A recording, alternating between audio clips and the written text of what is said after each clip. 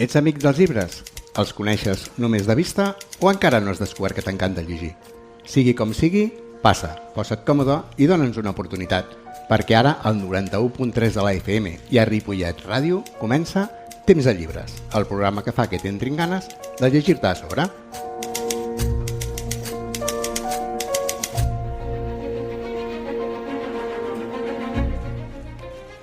Avui ens hem vingut fins al passeig Lluís Companys de Barcelona per fer el programa. I estem aquí perquè resulta que des del dia 19 fins al 28 de setembre s'està celebrant la 43a Setmana del Llibre en Català. I jo, que no vull ser mal pensat, fixa't que m'hi ha donat que en poc temps hem passat del passeig de la Catedral, pel moll de la Fusta, i ara estem aquí, al passeig Lluís Companys, a tocar del Zoo. Ves que si les proclames d'algunes influències s'arreglen, l'any vinent no acabem fent la setmana tancat des de l'una gàbia del Zoo o els exemplars humans que llegeixen a punt d'extingir-se. Per evitar que això passi, aquí estem la colla del Temps de Llibres. Tenim el Toni Miralles, el jefe, tenim el Jordi Puy amb els seus botonets, tenim l'Elisabet Vázquez, que és la col·laboradora i directora de la Biblioteca de Ripollet, que avui té molta feina, la Gemma Barberan amb els seus tubos d'assaig, i qui et parla, l'Antoni Lozano. Bueno, i tota una sèrie de convidats que aniràs descobrint tan bon punt encetem aquest Temps de Llibres.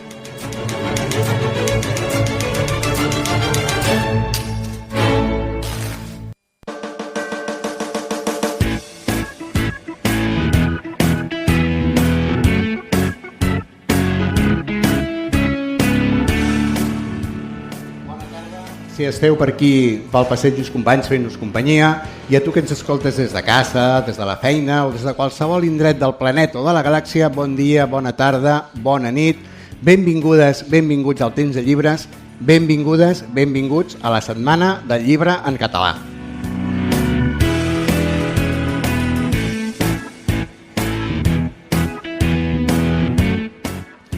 Tornem a estar aquí per segon any consecutiu, abans era impossible, tampoc no existíem, per gaudir in situ del que és aquesta festa, la gran festa del llibre en català, i perquè el moment sigui més xulo, més inoblidable, més increïble, ens hem envoltat d'una sèrie de col·laboradors i de convidats fantàstics.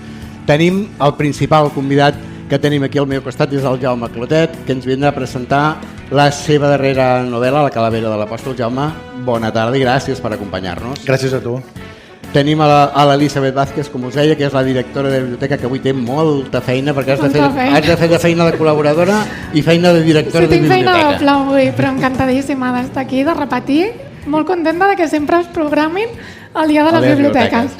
I tenim a la Gemma Barberà, que s'estrena amb nosaltres ja de manera oficial. Vas vendre el programa de la Festa Major, però avui ja va de debò, a més l'indret és increïble, l'espai que ens han muntat aquí és meravellós. Benvinguda. Moltes gràcies. Per anar trencant una miqueta el gel, va, una pregunta fàcil. Com trobeu la salut del llibre en català? Us ho deixo anar a tots així. Ostres. Jo crec, i hem de pensar que estem parlant també d'un programa de ràdio local, i jo m'enfoco molt en Ripollet, no està tan malament com pensem, perquè a primera vista podries pensar que a Ripollet la gent llegeix molt més castellà, perquè estem parlant d'un poble de l'àrea metropolitana, però Déu-n'hi-do, i sobretot per mi l'important es llegeix català si hi ha bona producció catalana. I ara mateix jo crec que estem en un dels millors moments, no només de novel·la, sinó novel·la, assaig, còmic, que sabeu que és el que a mi m'agrada. Hi ha molt bona obra en català i això es nota en què la gent llegeix més en català. Diu que hi ha molt bona producció i d'això, Jaume, tu en tens part de culpa també, no? Que hi hagi molt bona producció en català. Però jo estic d'acord amb la directora, a més, a mi també m'agrada molt el còmic, per cert. Sí. Estic d'acord i a més hi ha una cosa que per mi és molt rellevant, no? Que és la gràcia, que és que jo tinc la percepció que els joves llegeixen cada cop més. De fet, hi ha aquest tipus de gènere nou que es diu, si no m'equivoco, Young Adult o New Adult, que tira molt. Jo tinc a casa una preadolescent i una nena i llegeixen moltíssim, molt més que jo a la seva edat, amb tots els idiomes, però en català moltíssim, quan poden, i per tant, si hem de mirar a futur, la creació de nous lectors és la base, i per tant, si diuen que més o menys el 30% de llibres venuts a Catalunya són en català, més o menys un terç, i en nens jo crec que és una miqueta més, doncs si aquesta tendència es manté, el futur serà millor que el present. O sigui que tenim un futur prometedor com a mínim, no? Això espero. Gemma, tu què dius? Sí, més o menys és això, un de cada 3, les dades estan per aquí. Jo sempre tinc l'esperança que és veritat que preadolescents, nens, preadolescents llegeixen molt, després hi ha com una mena de crisi a l'adolescència perquè tenen altres interessos i tal, i després es recuperen bastant, no? I això és més un tema, no sé, potser estructural del creixement, no sé, que costa una mica, però és veritat que el català ara està en un bon moment. I des de la institució també es reforça, jo també treballo a la institució també, i es reforça perquè, per exemple, els preus dels llibres en castellà i en català siguin equivalent i no hi hagi un problema de mercat, i tot ajuda. A part dels convidats que tenim aquí, tenim un col·laborador que és és el Mr. Hyde, que és un ésser roí, és que és el pitjor fitxatge que ha pogut fer Ripollet Ràdio per aquesta temporada. Diguem que és el Chigrinsky del temps de llibres, que com que jo soc del parer que les coses dolentes quan abans ens les traiem de sobre millor, Jordi, posa'm l'opinió del Mr. Hyde i ens la traiem de sobre ja, sisplau.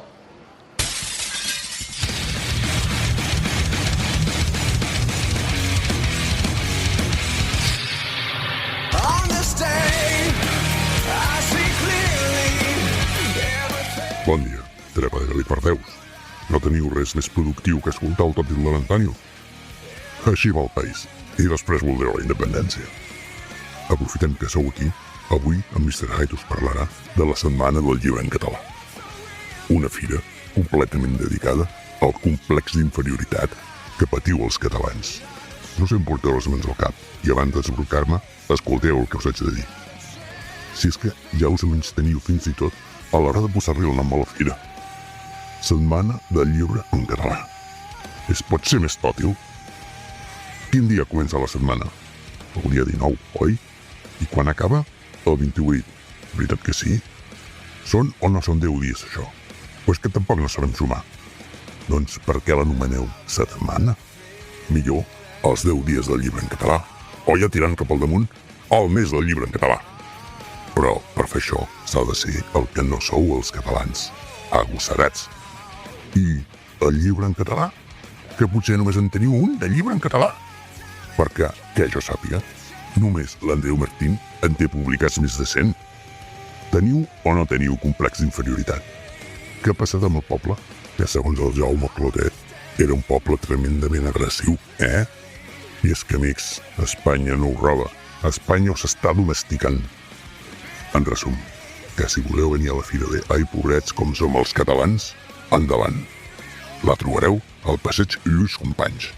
Però el Mr. Hyde no el veure per aquí. Apa, que us bombin!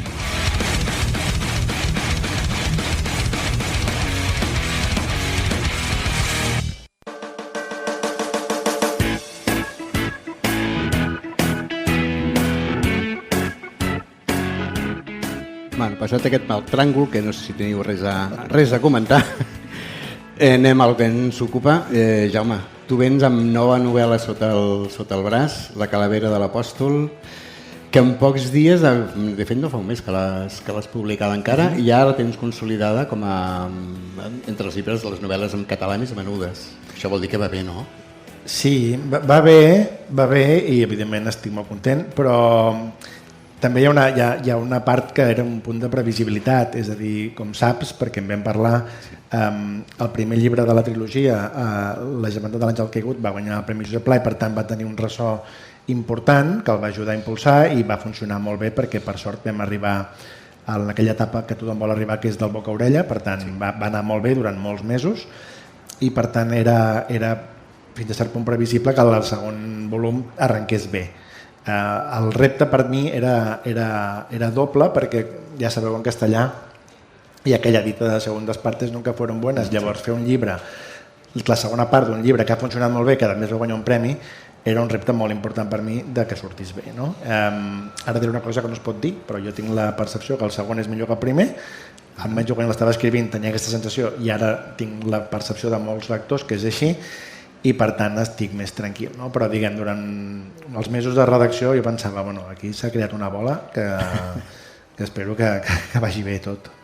Home, a veure, tu ets un tio acostumat a la pressió, te les has vistes de tots els colors i de totes les mides, però la pressió aquesta de treure la segona novel·la, després de com ha anat la primera, tot això, que te'l vas dormir la nit del 26 d'agost? Mira, a favor d'aquesta novel·la diré que quan tu et presentes a un premi no ho pots explicar a ningú, a més vas amb un pseudònim, no pots anar explicant als teus amics i familiars, mira, em presento un premi, llegiu, a veure què opineu, no? I per tant el primer va ser una feina molt silenciosa i també molt de pensar, bueno, a veure què passa, no? I el segon una mica l'he pogut compartir més, no? Amb els editors i amb l'entorn més proper i per tant ha sigut intens i ràpid, però també hi ha hagut un punt de compartir més, no? Jo soc d'una manera que tot el que faig m'agrada compartir-ho, treballo millor en equip que solitari, per tant a mi m'agrada molt explicar a tothom què estic fent o consultar o preguntar, no? I per tant, a diferència del primer, això ho he pogut fer, que ha sigut més viscut i més compartit, no? I hi ha persones que m'han dit, mira, això m'agrada més, això més o menys, pensa tu, i per tant ha sigut una feina més, per mi millor, diguem. L'Elisabet, que estava comprant avui llibres, tens el cistell de la compra, tens la calavera de l'Apòstol, és el Clotet? He de dir que he comprat molt poquet encara, perquè hem començat fa res a comprar. És veritat que aquest any tenim cistell, que va molt bé, perquè cada any si no havíem d'anar carregades. I molt gros. I molt gros, sí, bueno, m'agradaria més diners, ja que... És el que t'ha dit, però tens cistell, però quartos per ja que emplenar-lo podem tens? dir, ens agradaria encara més diners, si pot ser, perquè és veritat que estem aquí gràcies a una subvenció de la Generalitat. Bueno, no diré els diners, però tenim tres fires al llarg de l'any i una, la veritat, que sempre ens agrada que sigui la setmana, a Ripollet. Està superbé aquestes fires per venir, per remenar els llibres, per parlar amb autors, per parlar amb editors, per parlar amb llibreters. I podem agafar, no sé si heu vist els llibres, doncs podem agafar 30 llibres, que tampoc són tants. Però són uns quants, eh? Sí. No em queixaré. Jo no em queixo del que tenim ara, jo el que vull és que tinguem encara més. Pues jo dels 30 us recomano molt la calavera de l'Apòstol. No ens apuntarem. És veritat que no tenim llista, que ens diuen que vinguem... Amb la ment oberta, no? Amb la ment oberta, per mirar molt els prestatges, això, per parlar molt amb els editors, que està molt bé que es recomanen, que és molt xulo venir a les fires, des de la biblioteca poder venir així amb... Sí. I si més a les fires... Se m'ha acut una pregunta. Sí.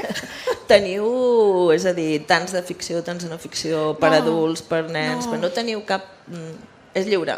És lliure. Penseu que nosaltres a la biblioteca comprem molts llibres amb diferents diners i avui és com...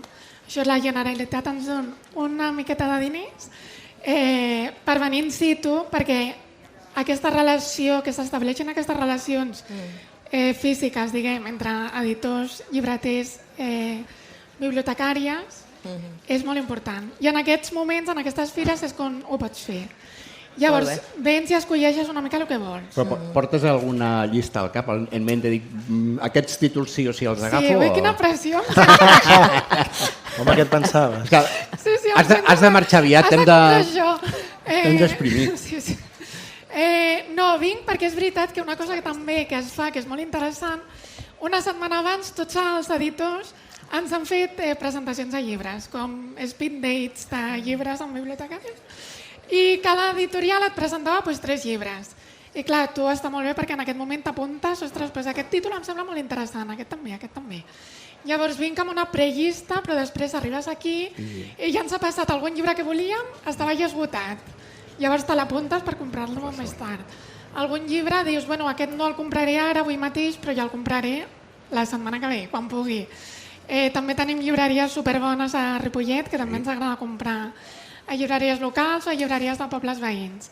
Llavors venim amb una cosa prefixada, però també el que ens agrada és que ens expliquin molt o descobrir aquí mateix altres llibres. Doncs Elisabet, no et vull entretenir més, sé que tens molta feina. Gràcies per acompanyar-nos, per dedicar-nos aquests minutets. Gràcies a vosaltres, vés a comprar-se llibres. Però ja he dit, he d'estar poca estona perquè cap problema. Costa omplir el carro, Sembla mentira, és un plaer, però costa. Doncs que vagi molt i molt bé. Moltíssimes gràcies, gràcies que us passeu molt bé. I se'ns ha sumat a la taula la quitalla al bacallà amb aquest recinte, amb aquesta fira, que és la Cristina Domènech, la directora de la Setmana del Llibre en Català. Cristina, benvinguda, gràcies per dedicar-nos aquests minutets que sé que vas de bòlit aquests dies. Moltes gràcies a vosaltres per convidar-me i per ser aquí. Deixa'm donar-te les gràcies públicament per acollir el temps de llibres. Ja ho vas fer l'any passat quan portàvem, com aquell qui diu res, 4 programes fets. Tornem aquest any, que de part de tot l'equip de Ripollet Ràdio, moltes gràcies. Gràcies a vosaltres. Jo crec que aquesta difusió que feu, i més amb ràdios locals, és imprescindible. Sembla que tot passi per als grans mitjans i no. Hem de donar veu també als mitjans més locals, no? Penso. I ja com a directora, jo crec que la primera pregunta ja l'has explicada, però crec que és obligada. L'any passat vam venir aquí, una miqueta de rebot, perquè estava la Copa Amèrica. Aquest any no tenim barquitos, però tornem a estar aquí al passeig Lluís Companys. Sí. Per què?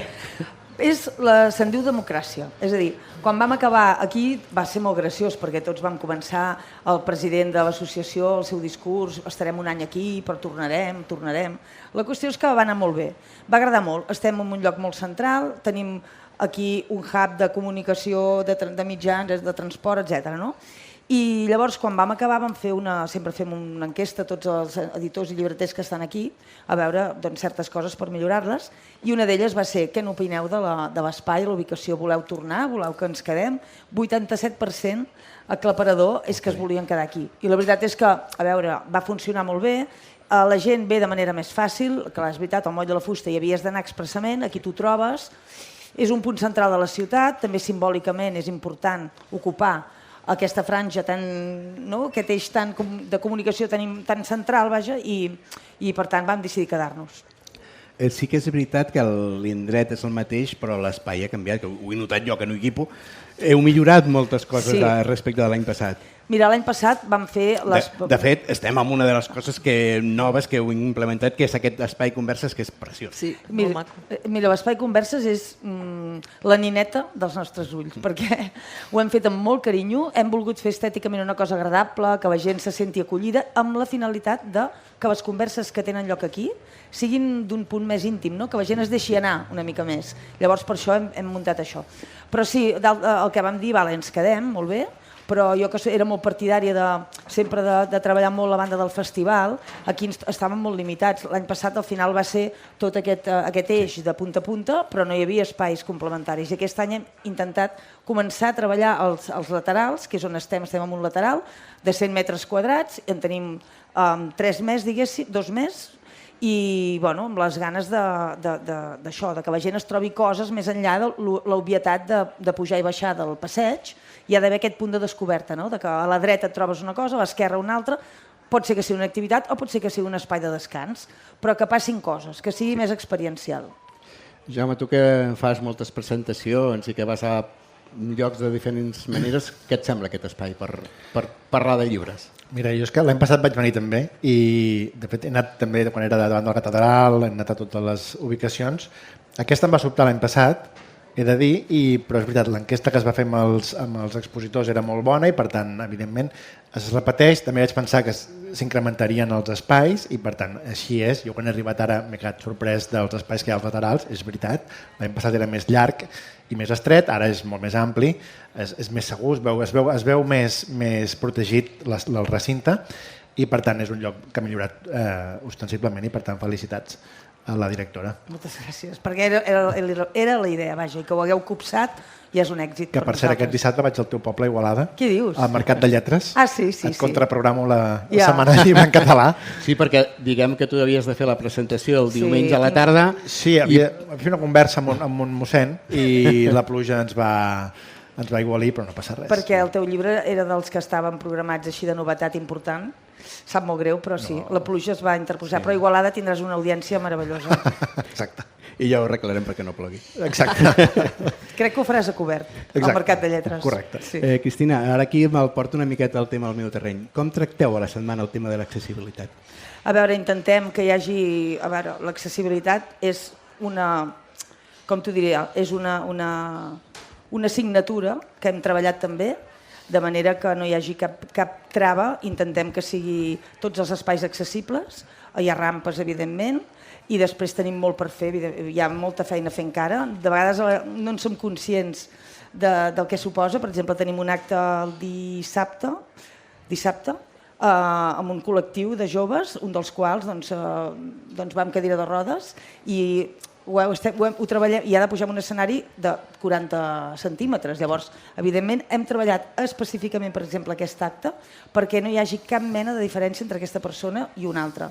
I així ho hem fet, hem fet una història que està molt bé. És a dir, la voluntat és que això quedi tot integrat com més millor. Sempre es pot millorar, però sí que és veritat que ara jo he notat tema d'accés als passacables, per exemple, estan molt ben marcats, fàcil d'identificar si vas amb el bastó, o sigui que sempre es poden fer més coses, però el que dius tu, com a mínim es nota que hi ha voluntat de fer-ho i de fer-ho bé. Cristina, estem a l'Equador, més o menys, de la setmana. Quina valoració fas del que portem i què ens espera? La valoració és molt positiva. La veritat és que està anant molt bé, ja està venint la gent, tenim públic, les activitats estan molt participades i jo crec que les casetes estan contents també perquè sembla que hi ha venda, a més d'aquelles maques, no? Que la gent pregunta, que tant llibreters com editors assessoren, expliquen els seus fons, aquest diàleg que és molt important, sobretot per un editor que no té l'oportunitat de tractar amb el seu lector. No? Per tant, la valoració és molt positiva. No tenim encara dades, però diria que en aquests moments dimarts, vam obrir divendres a la tarda, que anem molt bé. Si el temps ens respecta, jo crec que farem una molt bona setmana. I també que la gent, que ens va molt bé mitjans com el vostre, mitja setmana, i això també perquè que de vegades sembla que el primer cap de setmana ja està, hem sortit als mitjans, hem tingut... Però no, aquí això és una carrera molt llarga i ens queden encara molts dies. I ara, somiant molt, si et diguessin, Cristina, tria un lloc, el que vulguis de Catalunya, per fer la setmana l'any vinent, quin triaries? A banda d'Igualada, que crec que és el lloc millor per fer la Setmana del Llibre en català, concretament la plaça de l'Ajuntament d'Igualada, ho deixaré perquè crec que... No, és broma. No, jo crec que estem bé. Jo, sincerament, com a directora, estem bé. Era molt partidari abans d'espais com el Moll de la Fusta, perquè, clar, tens el mar davant, li podies donar un punt de festival, però jo crec que aquest emplaçament és el que el llibre en català i la llengua es mereix, perquè estem a la capital del país, estem a una part centralíssima de la ciutat, ben connectada, i jo crec que hem de treure pit, no? En certa manera, que es vegi que hi ha un ecosistema editorial enorme, que és el que hem de tenir i ens mereixem, com a llengua, com a país també. Per tant, jo crec que, no sé què votaran els expositors, esperem que no votin marxar perquè tindríem un problema, però a més hi ha bona entesa amb l'Ajuntament de Barcelona, ells estan contents que estiguem aquí. En una part dels dies coincidim amb les festes de la Mercè, cosa que també ens ajuda.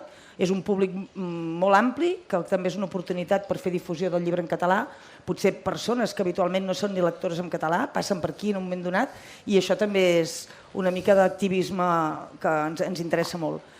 O sigui, que per tot això diria que l'any que ve jo voto per tornar, per quedar-nos aquí. Tu quin indret diries, Jaume? Home, a mi se m'acut Montserrat, però la tens una miqueta ocupada ara. Jo estic d'acord amb la directora, crec que la ubicació és excel·lent, és gran, és fàcil, no molesta ningú, és un lloc de pas, més que altres llocs que hi havia en altres edicions, i per tant jo també sóc partidari de mantenir-ho. Posats a dir alguna cosa, podríem també fer algun dia una subseu a Palma o a València. Totalment d'acord. Sí, una setmana allà potser és excessiu, però una jornada, perquè és molt còmode venir des de Ripollet, des de Barcelona, des de Girona, des de Sabadell, però potser venir des de Menorca o des de Mallorca o des de País Valencià és més difícil. I s'ha de posar el llibre en català, crec que tothom. Això, em permets, això que dius, Jaume, és molt important. És a dir, que aquí nosaltres som els anfitrions una mica de la festa, no? Llavors aquí tenim editorials de tots els països catalans, d'Andorra, Catalunya Nord, tots estan aquí. I això, en certa manera, ens dona aquesta visió d'això, d'anfitrions. Però un objectiu molt important seria que passessin coses aquests dies a tots els territoris dels països catalans. Llavors, ara s'ha celebrat la Setmana del Llibre en català a Palma. Hauríem de treballar també ja la plaça del llibre del País Valencià, que se celebra en algunes poblacions, i ara caldria arribar també, que fos, penso que és una gran idea, no? Que durant aquests dies, simultàniament, passin coses vinculades al llibre en català, fins i tot a Perpinyà, que tenim la llibreria catalana de Perpinyà, bueno, la tenim aquí, però vaja, i a Andorra, sí. Pues Cristina, no et vull entretenir més, sé que estàs molt ocupada. Abans de marxar, fes una crida a la gent que ens visiti aquests dies encara.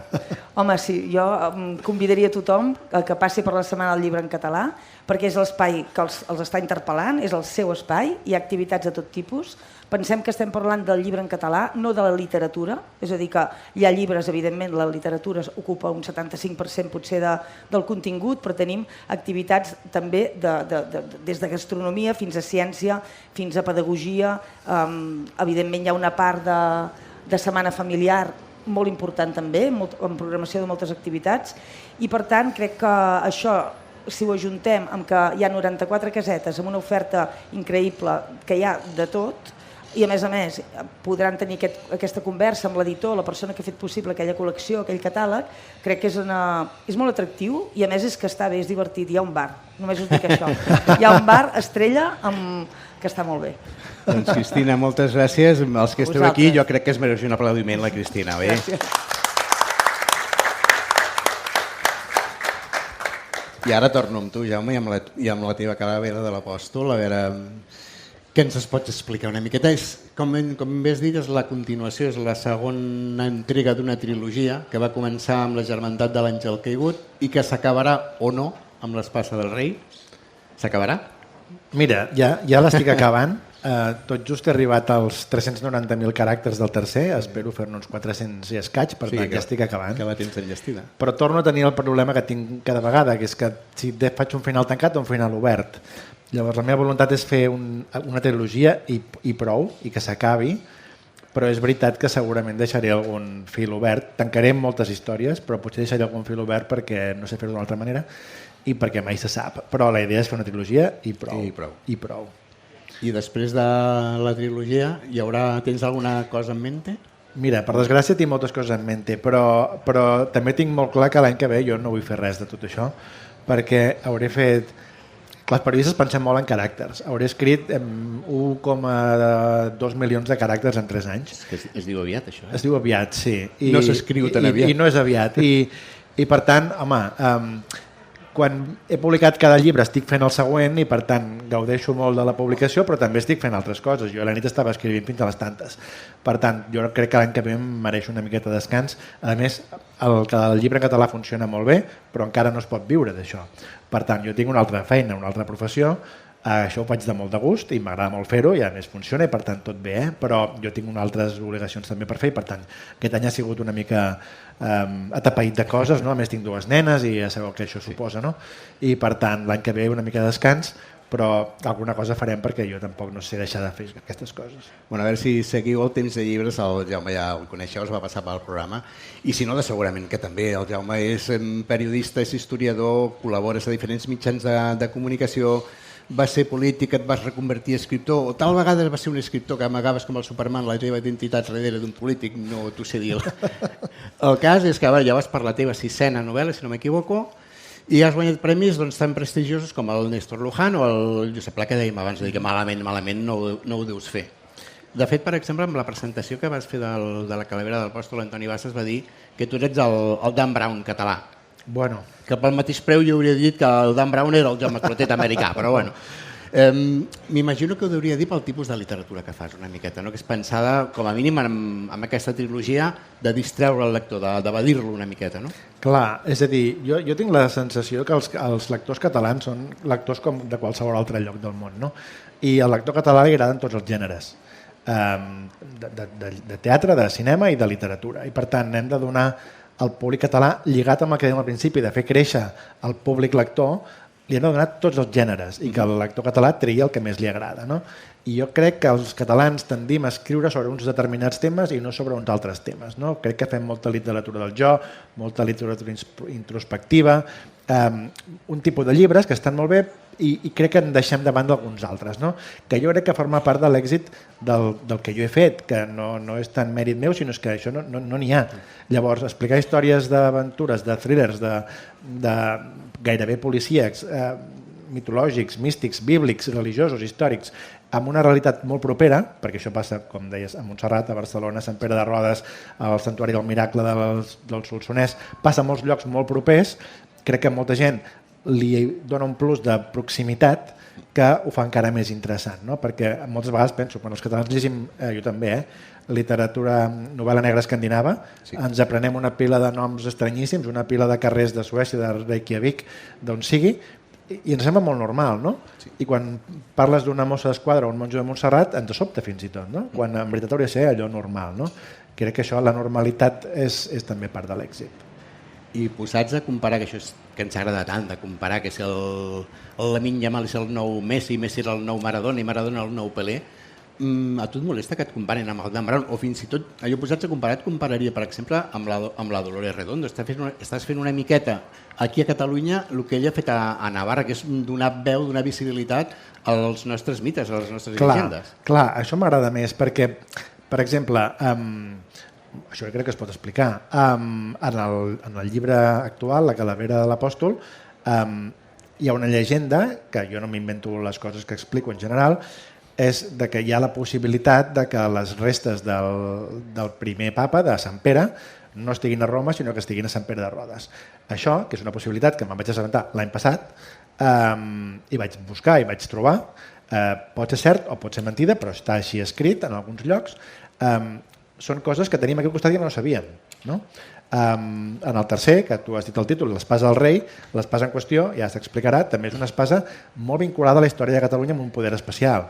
Per tant, i en el primer hi havia el Sant Graal a Montserrat. No? Llavors, són coses molt properes, algunes les coneixem, d'altres no, però que crec que també és una bona feina posar-les de relleu, no? Perquè a vegades ens fixem en els mites i els elements fantàstics d'altres realitats i no les nostres. No? Un tema que m'agrada molt i que em preocupa molt és la mitologia catalana, els éssers fantàstics catalans que ningú coneix i en canvi, anava a dir per culpa, no? Però gràcies a Tolkien tots coneixem la mitologia escandinava. No? Tots sabem que és un elf, però molt poca gent sap que és un mineiró i això potser no hauria de ser tan normal. No? I per tant, com deies tu el cas de la Dolores Redondo, posar de manifest la pròpia mitologia, els propis mons fantàstics vinculats al nostre país, doncs és una feina que s'ha de fer i que és gustosa de fer. I que tu la fas, i la veritat és que com a mínim amb aquesta trilogia sí que els 3 volums estan plens d'aquestes... Sí, i després trobes gent que t'ho explica, no? Per exemple, una cosa que surt en el segon i el tercer, jo no ho sabia, és que Catalunya té 30 portes d'accés a l'infern. 30. Aquí volia arribar. Aquí volia arribar, no? 30. Això explica també com ens van les coses, no? Perquè 30 portes són masses, no? Llavors, això jo no ho sabia. I llavors, a més no et diuen hi ha 30 portes, diuen mira, estan aquí, aquí, aquí, aquí, aquí. I en algunes vas a veure-ho i veus uns forats que van al fons de la terra i dius, bueno, això no m'estranya que es pensessin que és una porta a l'infern, que per descomptat no és una porta a l'infern. Per tot això que tenim al nostre voltant i que no coneixem, doncs jo quan ho descobreixo penso que això ho he d'escriure, no? Perquè si no continuarà sense saber-se. 30 portes a l'infern, però del cel no se'n diu res? No, la porta al cel la té cadascú. La porta a l'infern és gairebé física. Us poso una miqueta en context del tema de la calavera de l'apòstol. Parteix, com deies, del robatori d'unes suposades restes o d'unes suposades relíquies que podrien ser de Sant Pere, d'una Bíblia que pot ser que estigui escrita amb Sant de Crist, que també la roben de París, d'una suposada ordre que va desaparèixer fa molts anys, l'ordre de Sant Llàtzer, que reapareix, de Satanàs tancat a Montserrat, d'un altre dimoni campant por ahí. I tot això ho investiguen un monjo de Montserrat, el Bernat, i una mossa d'esquadra, la Berta Bosch. Tot això com neix? Dit així, realment és tremendo. És que dit així pinta molt bé, sobretot per deixar d'escoltar el programa i anar a buscar el llibre. Sí, és veritat. No? En aquest cas concret, jo crec que aquestes peces gairebé em van encaixar com un puzzle. No? Jo tenia això de Sant Pere de Rodes, que havia trobat de les restes de Sant Pere, possibles, les bíblies que van encomanar al l'abat Oliva a Ripoll fa 1000 anys, que són reals, que se'n van fer 3, que una està a París, una està a Roma i l'altra es va perdre. La possibilitat no, està documentat que es va enviar en el seu dia sang de Crist amb una ermita catalana. Llavors, tenir tot de peces allà al davant que dic, això ho he d'encaixar i convertir-ho en una història. No? Perquè m'agrada molt que quan una història és totalment inversemblant o fantasiosa com aquesta, el màxim número de coses reals o documentables crec que ajuden a consolidar la història. No? És a dir, si tu expliques la Bíblia de Sant Pere, per exemple, com que molta gent n'ha sentit a parlar o si ho busquen ho trobaran, crec que posar anclatges en la realitat ajuden a vestir la història de fantasia. No? I per tant, doncs, jo crec que en aquest cas em va sortir una història gairebé sola. No? vinculat evidentment a la història del primer llibre, que es clouran el tercer. No? Sense perdre de vista la trilogia, sí que el segon té una història que comença i s'acaba al voltant del que tu has explicat. Es pot llegir independentment la primera de la segona o aconselles, ja que estan aquí a la Setmana del Llibre, que s'acostin, comprin els dos i comencen primer a veure la Germandat de l'Àngel Quico? Home, jo crec que s'ha de llegir l'1 i el 2. Dit això, a mi m'agrada posar un exemple a vegades. Aquests llibres són una mica com les pel·lícules del James Bond. Tu en pots veure una i no passa res, no? Però en veritat és la mateixa personatges, història, no? Els mateixos dolents, té una continuïtat. Un fil conductor. Exacte, però és cert que cada història és autoconclusiva i en aquest cas hi ha una història i una investigació policial que és autoconclusiva, comença i s'acaba. Evidentment et deixaràs d'entendre algunes coses, però vaja, es pot fer, però evidentment si és una trilogia la recomanació és que siguin els 3. I el que deies abans, hi ha espais que repeteixen a les dues novel·les, Montserrat, Barcelona, Roma. Hi ha espais nous, que són alguns dels que has esmentat abans. Això entenc que t'ajuda a empatitzar amb el lector. No? Jo estic parlant de Sant Martí del Canigó, de Sant Pere de Rodes, jo puc agafar el cotxe, anar-me'n amb 2 hores de cotxe, si no el conec, anar-lo a visitar, o m'entra el rampell perquè m'ha semblat atret i m'hi acosto a veure'l. Sí, això ja ha passat. Sí? Una senyora em va dir que no sabia que hi ha res del Santuari del Miracle, que n'havia sentit a parlar, però que mai havia buscat res d'això. I ho va llegir i va anar, no? I crec que és una virtut d'aquest tipus d'obres, no? Que dius, ostres, Sant Pere de Rodes, quan fa que no hi anem, no? O Sant Martí del Canigó, no? O a Montserrat hi va tothom més sovint, no? Però és veritat que hi ha llocs que la gent no hi va tant, no? Sant Pere de l'Avern, i estan tots a una hora amb cotxe de Barcelona, no? I crec que aquesta proximitat li dona més projecció. Per exemple, quan posen la ràdio, posen Catalunya Ràdio. Llavors, crec que això són moltes coses que fa tothom, no? I crec que això, quan passa, la gent diu, ostres, mira, t'hi sents més reflectit, no? És que al final estem acostumats a llegir la literatura americana que passa a Massachusetts, a Wisconsin o on sigui, la nòrdica igual, però és que a més, si la ubiques aquí i ho coneixes, és que més, ja no és que li posis nom, és que li poses cara als indrets on passen les històries. Exacte. I la història aquesta també repeteixen el que dèiem, el monjo, el Bernat i la Berta Bosch, la mossa d'Esquadra. Sí. Què amb aquests dos? Ja, clar, bona pregunta. Què amb aquests dos? Clar. Si no vols fer spoilers, digue'ns si entre la segona i la tercera passarà alguna cosa. Perquè jo amb la primera em vaig quedar amb ganes de marro aquí. Clar, no, el problema que tenim aquí és que hi ha molta gent que espera que el monjo i la mossa d'Esquadra passin coses, no? Però jo sóc una persona d'ordre. Llavors... I a més em va cridar l'abat de Montserrat després de fer el primer. I per tant, jo l'únic que puc dir és que si passa alguna cosa el monjo no podrà continuar sent monjo, perquè el que no farem és coses rares. Per tant, bueno, en el segon s'avança i el tercer això queda més clar, però no ho puc explicar perquè realment encara no sé com ho acabaré, però això evoluciona una mica, sí. I has dit que vas parlar amb l'abat de Montserrat. Bé o malament? No, molt bé. He de dir una cosa que a més crec que és bonica d'explicar. L'abat de Montserrat, que jo no havia parlat mai abans, em va cridar després de publicar el primer llibre. I jo vaig anar a Montserrat i anar a veure què em dirà aquest home. No? Anaves espantat? Espantat no, però anava pensant, bueno, clar, jo he fet que en el monestir tenen satanàs, hi ha tirotejos, que no sé què passarà, no? I llavors he de dir que va demostrar-me ell per què Montserrat és el que és. Ell em va dir, mira, diu, Montserrat és un monestir amb vocació d'estar a la conversa pública catalana i està al mig del debat. Diu, tot el que es faci de Montserrat i surti Montserrat, se'n parli bé, se'n parli malament, se'n parli amb neutralitat, en teatre, cine, música, llibres, és igual, diu, tot ens sembla bé. Diu, el dia que Montserrat comenci a dir aquesta pel·lícula no m'ha agradat, aquest acudit no m'ha agradat, aquest monòleg se'ns ha ridiculitzat, el dia que siguem antipàtics, la gent començarà a dir, bueno, doncs ja no en parlo, no? Diu, per tant, diu, tot el que es faci diu, ens sembla molt bé. I llavors li vaig dir, m'agrada sentir-ho perquè faré una trilogia. Dic, això continuarà. I em va dir, perfecte, no? I ens em va dir, els posarem a la Biblioteca de Montserrat. Diu, però diu, tu fes. Diu, és igual el que diguis. No, diu, no m'importa el que diguis. Diu, però que es parli de Montserrat és el que nosaltres volem. I trobo que a més és així.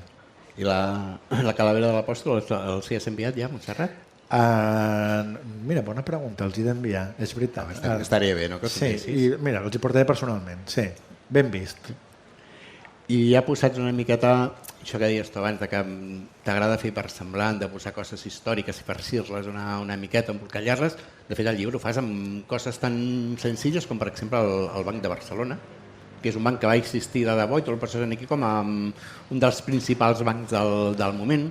Et permets la llicència de carregar-te l'estàtua de Colom, de substituir-la pel Roger de Llúria. Sí.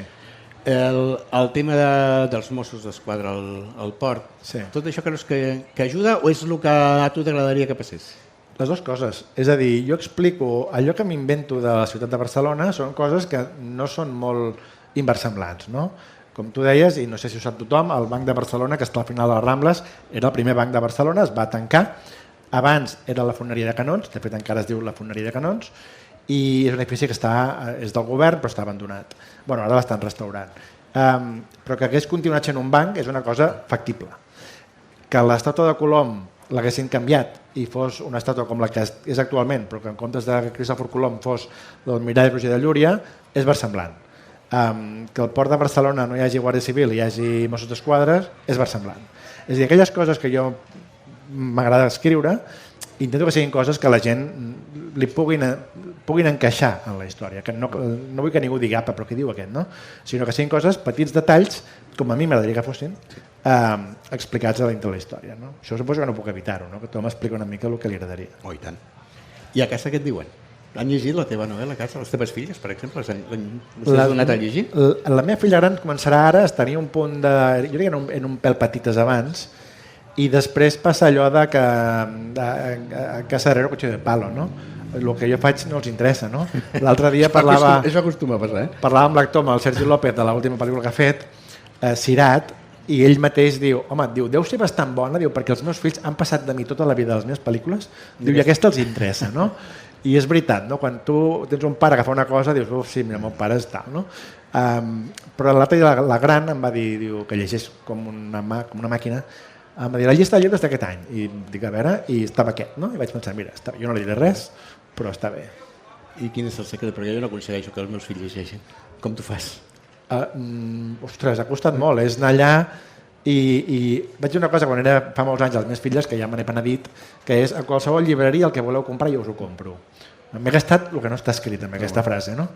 Però a base de comprar i que vagin provant, no? També a vegades deien elles, no m'agrada llegir, no em ve de gust. I dic, no et ve de gust perquè no has trobat el que tu vols.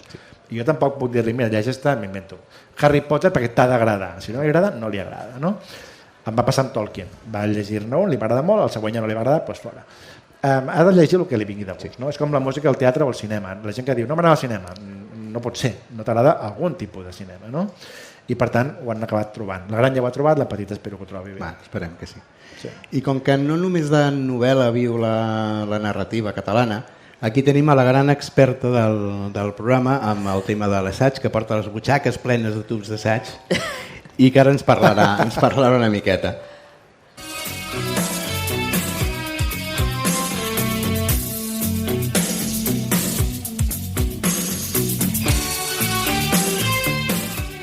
Gemma, què tens que explicar-nos? Què porta el teu tub d'assaig d'avui?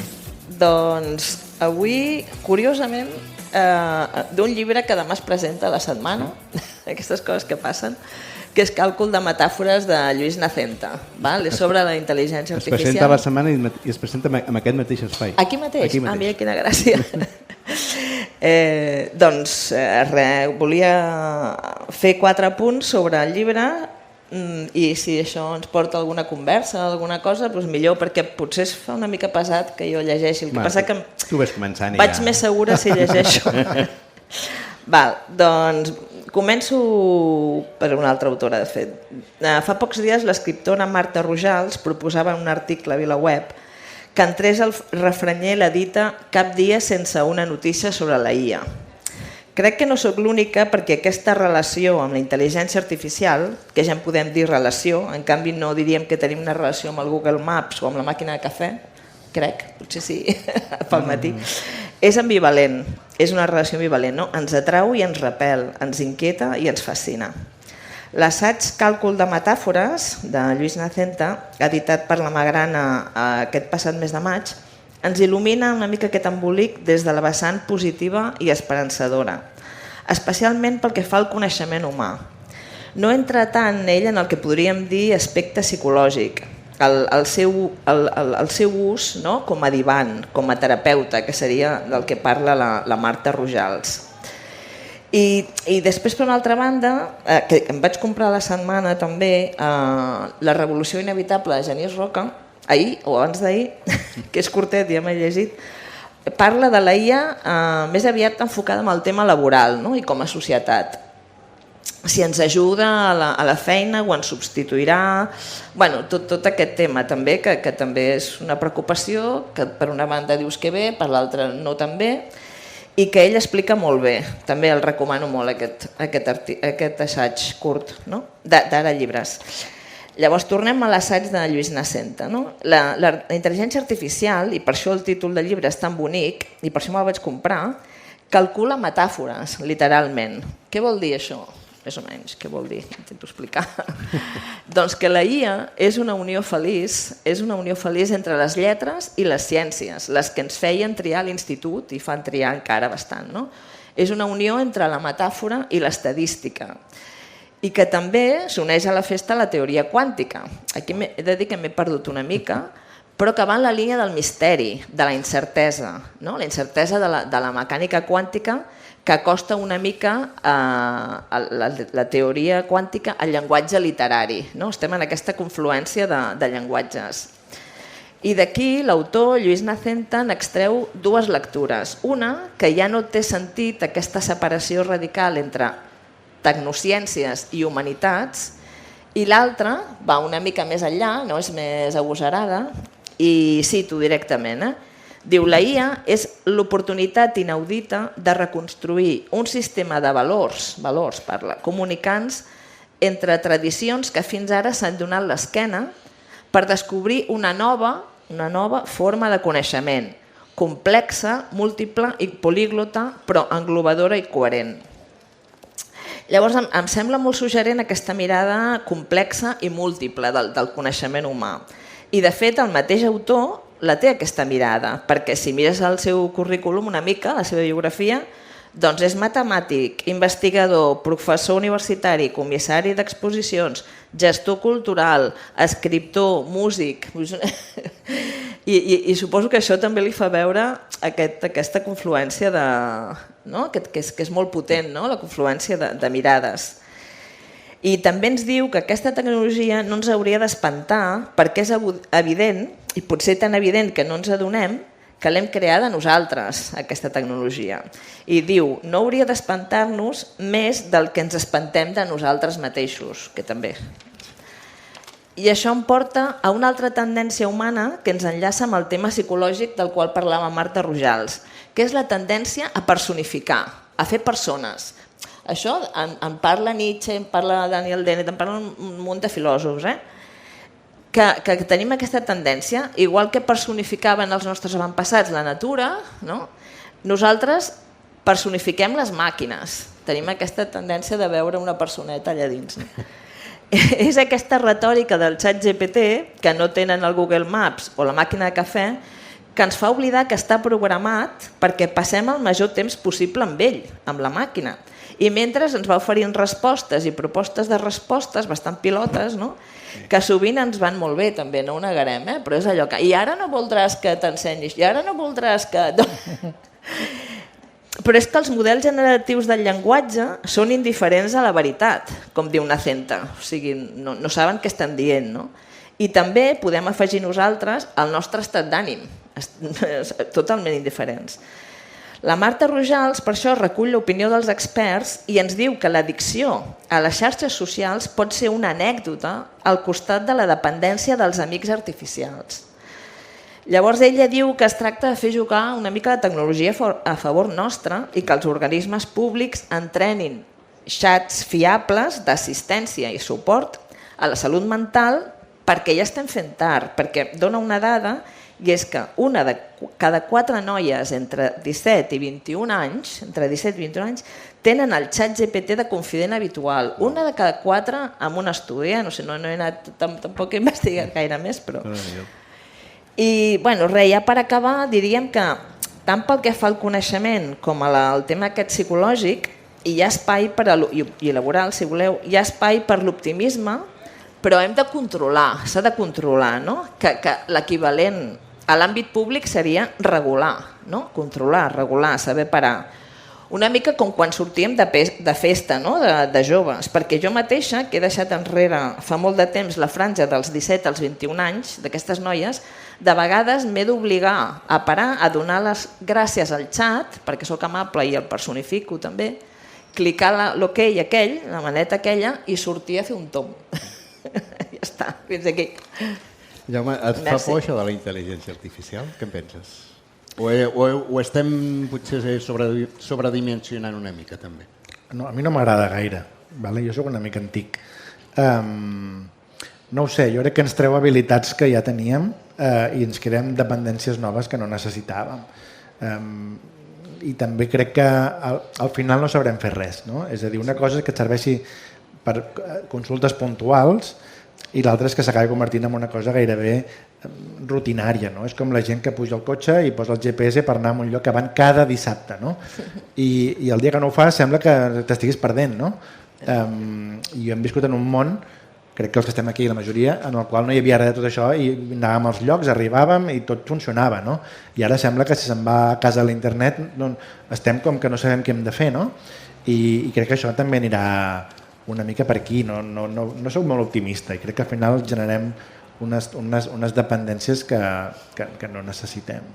I tu, Gemma, què penses? Sí, de fet, per això vaig començar pel llibre del Nacenta, que és com molt teòric i tal, i sense voler me'n vaig anar a la part pràctica i psicològica, no? Perquè m'interessa. Per mi, per la meva filla, i perquè és adolescent. I hi ha aquesta cosa ambivalent que és això, que és una nova tecnologia, com els humans des dels inicis ens caracteritzem per anar fent el foc, el no sé què, tot són tecnologies, i fer que no ens domini, sinó dominar-la nosaltres a ella, no? O sigui, fer que no ens controli, que les grans empreses tecnològiques posar límits i regular perquè no es pugui sortir de mar el tema, i que no creï dependències, exactament, que no creï dependències. Veus viable que això un dia acabi substituint els escriptors? Mira, per contracte, i crec que tots els escriptors, per contracte està prohibidíssim fer ni un paràgraf amb IA. I si es detecta, crec que hi ha conseqüències legals. És a dir, com que tu no pots registrar com una obra artística, una obra feta amb IA, ni un quadre, ni una pel·lícula, ni un llibre, ni res. Si un autor ara, un músic, fa una obra amb IA, aquesta obra no es pot registrar. Per tant, també la indústria es protegeix, perquè una obra feta amb IA és una obra d'art o no? Potser no. Ja, és un tema, sí. I ho fa molt bé, a vegades fan músiques que estan molt bé, però ja deixa de tenir el component, per mi, humà, i si no és humà no és artístic, és una altra cosa. Crec que és el Nacenta, o no recordo ara, que diu que l'art fet amb IA és molt mediocre. O sigui, sí que fa, clar, pot fer el que tu li demanis, però que almenys de moment és molt mediocre comparat amb l'art humà. Perquè li faltarà ànima sempre. Clar. Sí, això és l'únic que ens queda. Sí, que és molt, que no tingui ànima. Jaume, abans de tancar la paradeta, sé que tens un Jaume Exploited Tour, que comences a tota una sèrie de gires i presentacions. Sí. Algun que vulguis fer promo ja que estàs aquí, ja que has vingut, que te vulguin anar a veure? No, ara començo la gira, que a mi és el que més m'agrada. La gaudeixes? Molt. Ara aquesta setmana vaig a Lleida, a Vic i a Igualada, i a mi això és el que més m'agrada de tot. Perquè estàs amb la gent, parles amb els lectors, amb els llibreters, i és la part més agraïda per mi. I l'Espasa del Rei, per quan? Has dit que ja la tenies gairebé... L'Espasa del Rei, per contracte... Quan la podré comprar? Mira, com que és per contracte, estic obligat, surt el mes de març de cara a Sant Jordi. Que bé. Sí, i ara ja he d'anar una mica de pressa per acabar-ho, perquè entrem a la fase de l'edició, de les correccions, de les diferents proves, i per tant, això ja entrem ja a la fase final. Doncs me l'apunto a l'agenda. Molt bé. Gràcies. Jordi, posa'ns la sintonia, que anem plegant, va.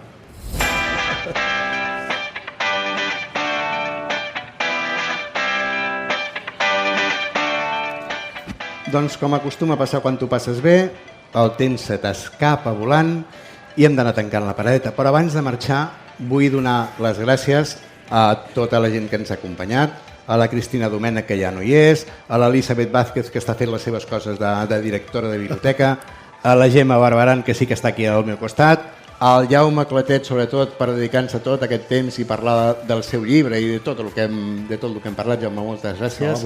Un plaer tenir-te. Us haig de dir que esperàvem a l'Andreu Martín. Entenc que pobret no ha pogut venir per la raó que sigui. En part del programa que ho havíem anunciat us demano disculpes. I res, que moltíssimes gràcies a tots els que esteu aquí fent-nos companyia, a la gent que ens escolteu des de casa, des de la feina o des de qualsevol indret del planeta o de la galàxia. Rebeu una cordial salutació de tota la colla del Temps de Llibres, del Toni Miralles, del Jordi Puy aquí amb els seus botonets, dels col·laboradors i de qui us parla, de l'Antoni Lozano. I sobretot, recordeu, sigueu feliços, llegiu i ens retrobem amb el proper programa. A reveure! Gràcies.